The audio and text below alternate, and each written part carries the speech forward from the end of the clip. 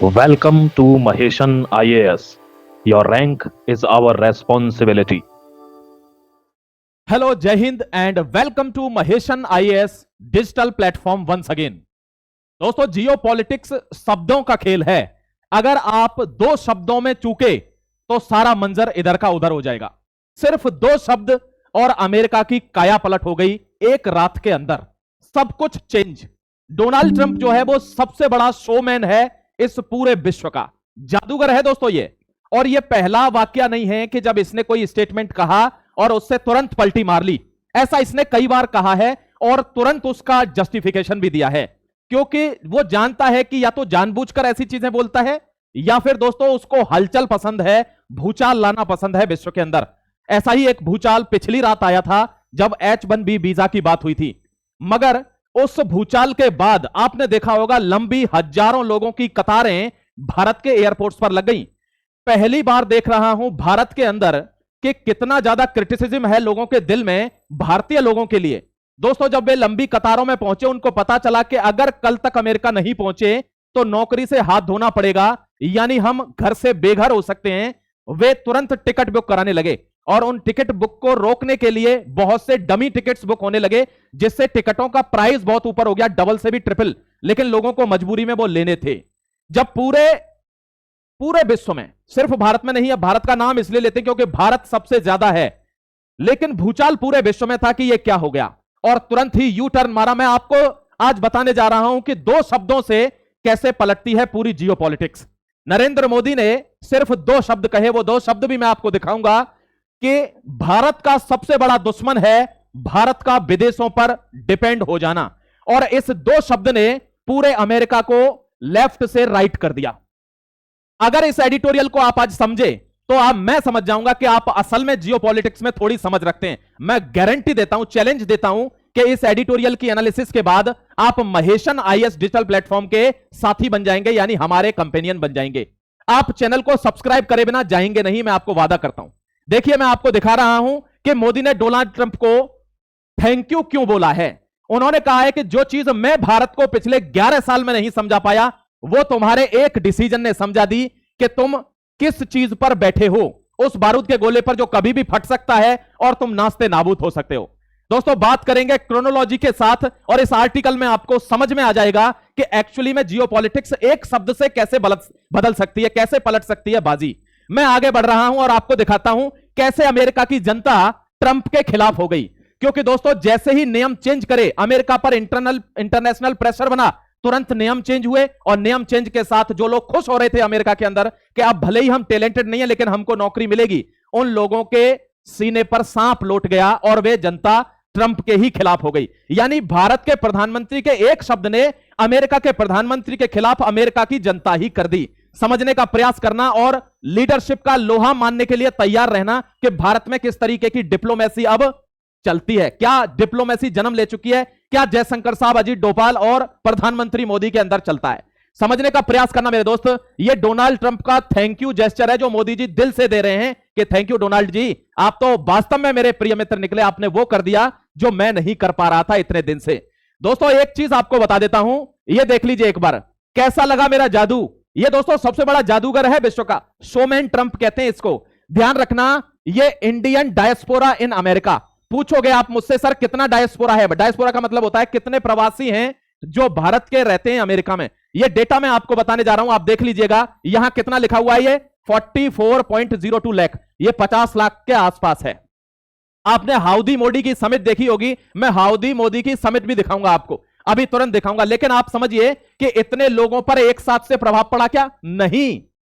अब जो समझेगा नहीं वो नहीं समझेगा। आप समझने का प्रयास करना। लगभग 70 से 75 हजार नौकरियों पर खतरा था।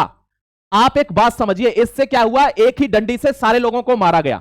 यानी अगर भारत से कोई सीईओ अमेरिका हायर करता है किसी कंपनी में तो उसके लिए तो वो दे देगा $1 लाख, लेकिन क्या कोई बैकएंड का आदमी जो अमेरिका भेजना होगा और कंपनी को हायर करना होगा, क्या उसके भी $1 लाख देने होंगे? इस बात पर पूरी जद्दोजहद थी कि जो आदमी उस काबिल नहीं होगा उसके लिए इतने पैसे क्यों, तो या तो इसका स्लैब बनाया जाए या फिर इसको हटाया जाए। एक और आपने यू टर्न देखा होगा, उसमें साफ क्या कहा गया है कि ये जो एप्लीकेबल हुआ है ये सिर्फ उन पर हुआ है जो नए वीजा अब आएंगे, नई लॉटरी जो निकलेगी।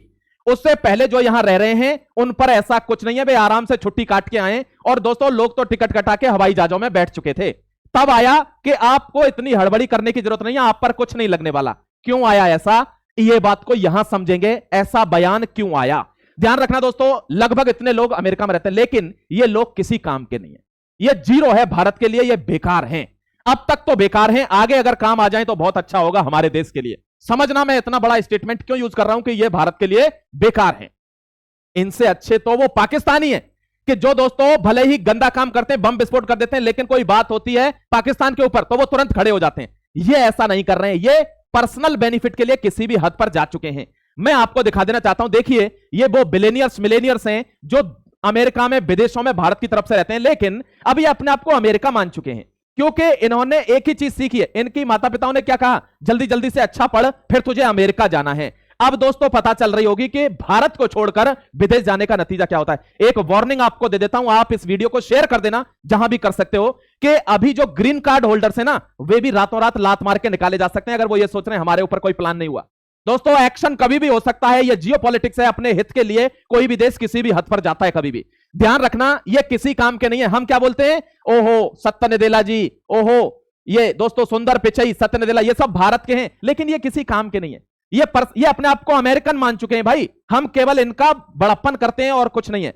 एक बंदा खड़ा नहीं हुआ जब ये स्टेटमेंट आया था, ये सिर्फ तालियां बजाने के लिए है। ये देख लीजिए, ये हाउडी मोदी समिट है, इसमें 50,000 से ज्यादा जनसंख्या है जो सिर्फ भारतीय है।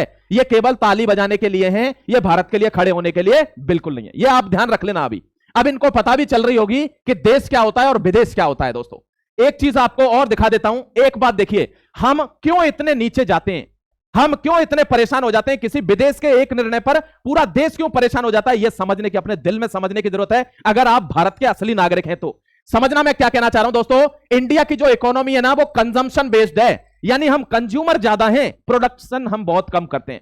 बस यही कारण है कि चाइना हमसे आगे है। दोस्तों देख लीजिए, China is the world's manufacturing superpower. अगर हम प्रोड्यूस नहीं करेंगे तो हमारी इज्जत नहीं रहेगी।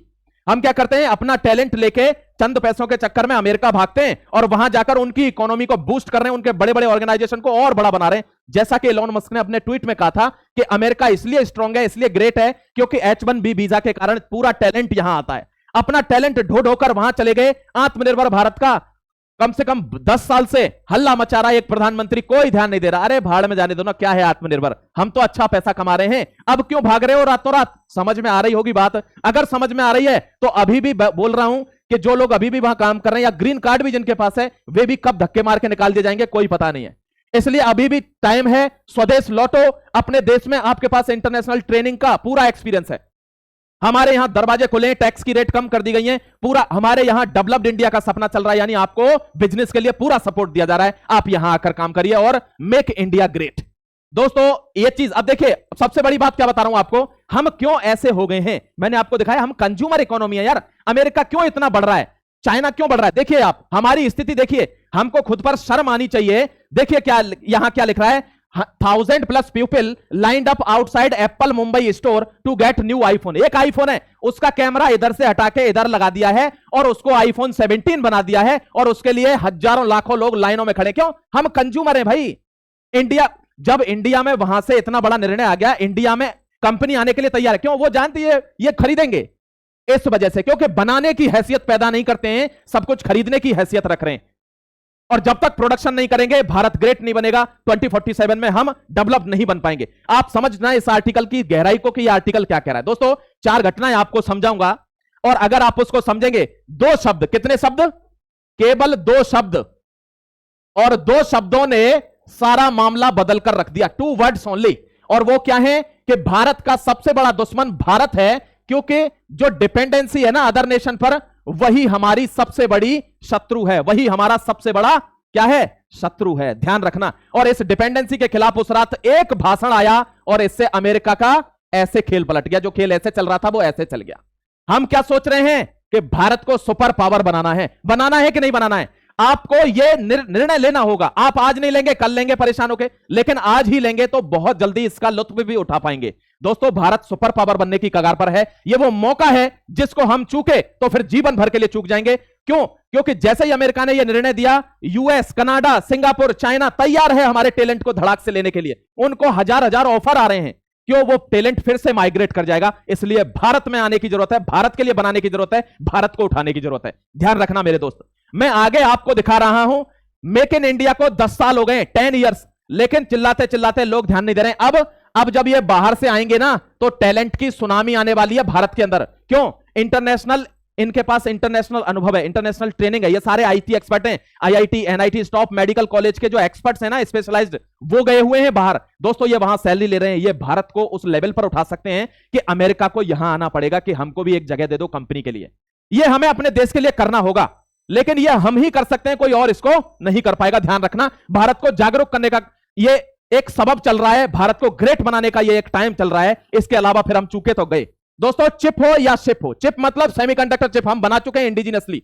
हम किसी पर क्या डिपेंडेंट नहीं। अभी अमेरिका के एनवीडिया से चिप नहीं लेनी है हमको, ताइवान, चाइना से चिप नहीं लेनी, हम खुद बनाएंगे अब, क्योंकि हमने लॉन्च कर दिया है अपना चिप। तो जितना भी सेमीकंडक्टर इंडस्ट्री है या कोई भी शिपिंग में 7,000 करोड़ हम हर साल, 7 लाख करोड़ रुपए हम कहां दे रहे हैं? अमेरिका को दे रहे हैं। हम अपने यहां बनाएंगे ना, हमसे लोग खरीदें, ना कि हम किसी से खरीदें, तब जाकर देश महान बनता है। दोस्तों, आप समझ पा रहे होंगे इस आर्टिकल को। मैं आगे बढ़ जा रहा हूं, ये 4 घटनाएं आपको समझा रहा हूं, और ये 4 घटनाएं सार हैं इस आर्टिकल का, सार है इस आर्टिकल का। प्लीज आपसे रिक्वेस्ट है कि इन चारों घटनाओं को सुन लेना कि सीआईए और डीप स्टेट की चाल क्या थी इस डिसीजन के पीछे। आपको किसी भी, चैलेंज करता हूं, किसी भी सिंगल आर्टिकल में यह नहीं बताया गया होगा आज तक। आप देख लेना इस आर्टिकल को, आपको समझ में आ जाएगा कि महेशन आईएएस से क्यों जुड़ना है। ये 4 घटनाएं आपको बता रहा हूं, ये क्या है। डीप स्टेट का एक ही रूल था कि हमको क्या करना है, हमको सिर्फ और सिर्फ एक निर्णय लेना है कि $1 लाख का, $1 लाख का क्या लगा दीजिए, बैन लगा दीजिए, और अमेरिका के लोग रुक जाएंगे।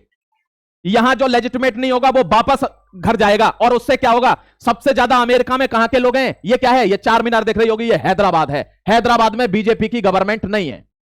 बेंगलोर में दोस्तों, यहां आपने देखा होगा, बेंगलोर क्या है? इसको सिलिकॉन वैली कहते हैं इंडिया की। यहां के लोग अमेरिका में या बाहर के देशों में बहुत ज्यादा हैं, यहां भी गवर्नमेंट नहीं है। दोस्तों, दूसरे नंबर पर है चेन्नई, तमिलनाडु के सबसे ज्यादा लोग कहां पर हैं? यूएस में, और यहां से भी गवर्नमेंट गायब है। और चौथा और सबसे बड़ा इंसर्जेंट दोस्तों कहां है?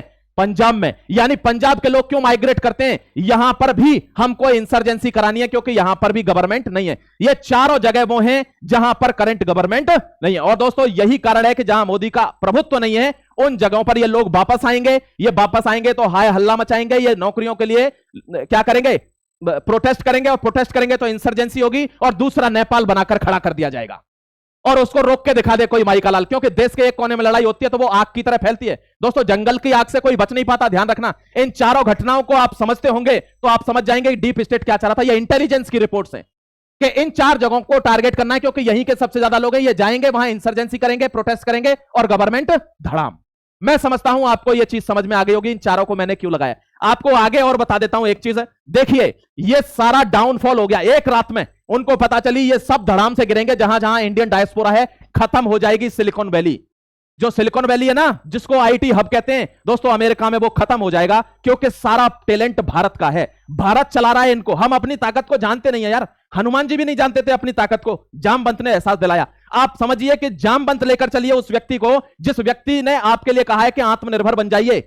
प्रधानमंत्री को जामवंत ले लीजिए माय डियर, कि आप समझिए कि ये आपको अपनी ताकत का एहसास दिला रहे हैं कि हमको क्या करना है। ये धड़ाम से गिर जाएगी। इसीलिए उसी रात क्या हुआ, सेक्रेटरी ने, कैरोलिना लेविट क्या कहती हैं, देख लीजिए कि ये उनके लिए नहीं है, डरने की जरूरत नहीं है, उनके लिए नहीं है जो ऑलरेडी यहां पर रह रहे हैं, ग्रीन कार्ड होल्डर्स हैं, या जो पहले H1B वीजा ले चुके हैं। ये हर साल का यानी एनुअली प्लान नहीं है, ये वन टाइम प्लान है। केवल आपको एक बार ही पैसा देना है, बार बार नहीं देना। साल भर के लिए एक बार भी पैसा देना होगा तो भी जॉबों से निकलेंगे लोग, क्योंकि कंपनी देखेंगे क्या ये पैसे देने लायक है ये वर्कर या नहीं है, तो उसको फायर करेंगे। जाहिर सी बात है, नौकरियां तब भी जाएंगी। आगे क्या लिखते हैं, ये केवल उनके लिए है जो अब नए लॉटरी में जो अपकमिंग लॉटरी है उसमें जो वीजाज निकलेंगे उनके लिए है। ये केवल नए वालों के लिए एप्लीकेबल होगा, पुराने वालों के लिए। भाई साहब, ये नियम बदलने में कितना टाइम लगेगा? कल से आज रात को ही नियम बदल गया। कोई झूठ भी नहीं बोल रहा। आपने प्रेसिडेंट के बगल में खड़े हुए दोनों को सुना होगा, वो क्या कह रहे थे, एवरी ईयर, एनुअली, लेकिन रात को ही बदल गया। तो ऐसा खेल किसी के लिए भी बदल सकता है, समझने की जरूरत है आपको। समझ गए? एक स्टेटमेंट से क्या हो रहा है? अब हम इससे नीचे कुछ भी नहीं करते, हमें इससे नीचे कुछ भी मंजूर नहीं है। That we want a developed nation by 2047 and that is the slogan of the India given by the prime minister of the nation.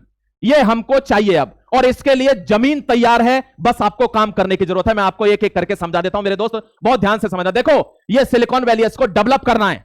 Bangalore is the silicon valley of India, इसको डेवलप करना है। वो लोग वहां से आएंगे, उन पर पूरा एक्सपीरियंस है, इंटरनेशनल ट्रेनिंग है, उनको यहां नौकरियां मिलेंगी बड़े पैकेज पर, जॉब जनरेशन होगा। बहुत से लोग आके वहां से अपना बिजनेस खोलेंगे, जॉब जनरेशन होगा। ध्यान रखना, यही चीज समझने की है। ये नंबर 1, हमको सिलिकॉन वैली डेवलप करनी है। अभी तक हम गोली कहीं से खरीदते हैं, गन कहीं से खरीदते हैं, कुछ कुछ कर रहे हैं, अब यही बनेंगी दोस्तों, made in India army to get sniper rifles. हमको पता है, हम पिस्टल भी खरीद रहे हैं दोस्तों, कहां से? Russia is our best friend. Yes, इसमें कोई दौरा नहीं। आपसे रिक्वेस्ट करता हूं, रशिया के लोग यहां आते हैं, उनका सम्मान करिए प्लीज, उनका सम्मान करिए दोस्तों, क्योंकि वे लोग हैं जो हमारे साथ हर परिस्थिति में खड़े हुए हैं।